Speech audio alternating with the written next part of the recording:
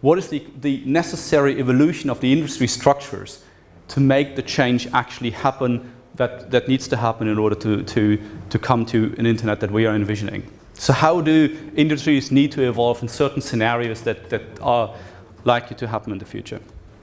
So what's our design methodology? So what we've done in the project was to run through a cyclic approach of testing ideas, outlining ideas, testing ideas, implementing them, and discarding them to certain ideas. So we go from goals and constraints that we formulate directly from our vision to design principles. We are outlining clear design principles, design patterns.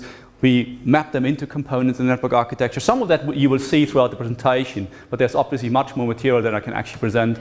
And we specify different design choices. So we've implemented design choices in particular areas and test them and implement and test them in a test bed and see how it actually works. And we do this cycle about 3 times.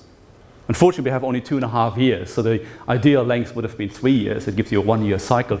And we are currently at the end of the, let's say, second cycle. The first instances of IP had assumed a full trust among the participants.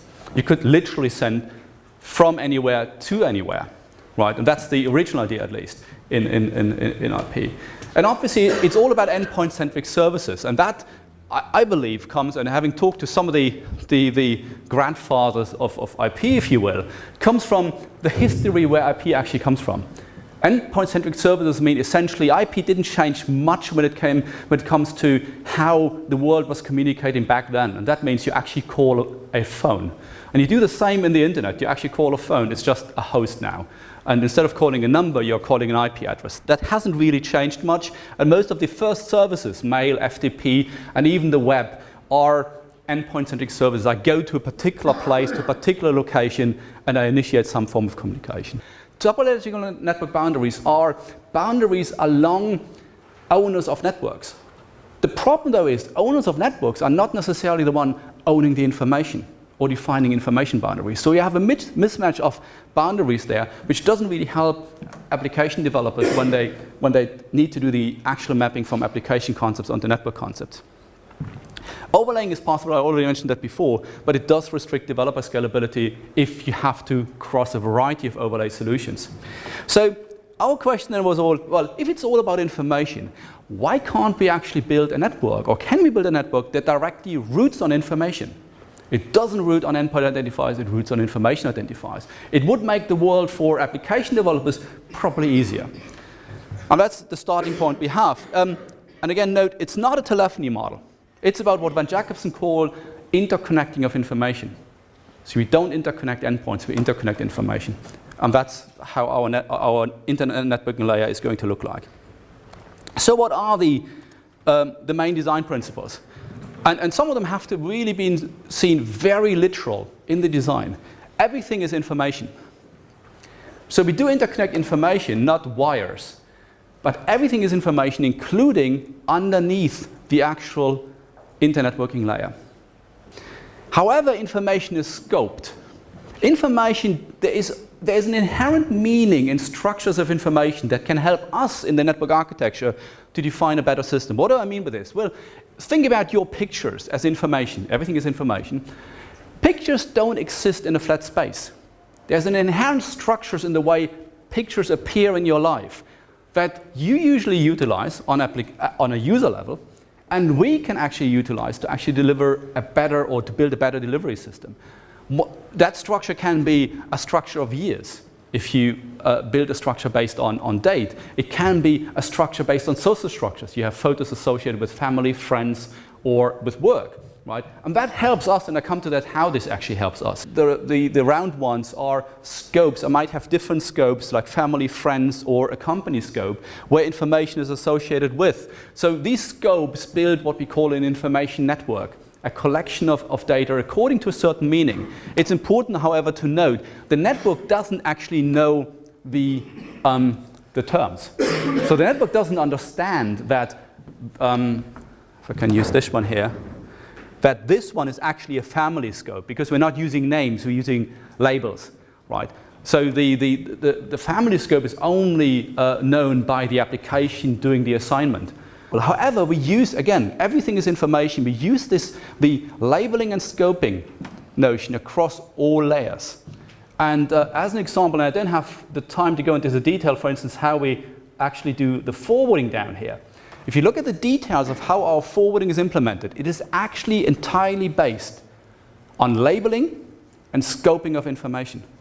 So that you have what we call implementation scopes in the actual lower layers, and you have scope of discourse, which are application layer scopes, on top. And this is a Facebook example here, if you are able to maybe recognize that, where you start constraining information increasingly from the relatively large space of Facebook into maybe groups, your friends, your families, and you keep increasing the hierarchy of constraints and scopes up the different layers. And these are what we call scope of discourse. So again, it's a very consequent application of the principle to treat everything as information and put a label to it.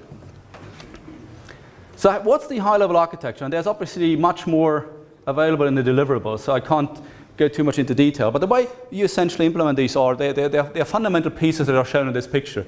Obviously, starting from the top, you have a publisher and subscriber and application layer. We have a node architecture that implements publish, subscribe in an end node that is very different from the node architecture that we know today in our laptops. The reason it's different is the current model in laptops assumes that once you have your application on top, you have to tie them to pipes. These pipes are called sockets, right? There are no sockets anymore because there are no pipes anymore in our architecture. So we choose a very different protocol stack model compared to the socket model in the internet today. And in essence, the way it works is if I publish something in my node, in my laptop, it's published in a local whiteboard, blackboard. Because a blackboard, for all of you with a bit more of computer science background, a blackboard is an abstraction for a space where information is published. And I retrieve the information by subscribing to the information element at the blackboard. So how do you deliver information extremely efficiently and, remember, multicast?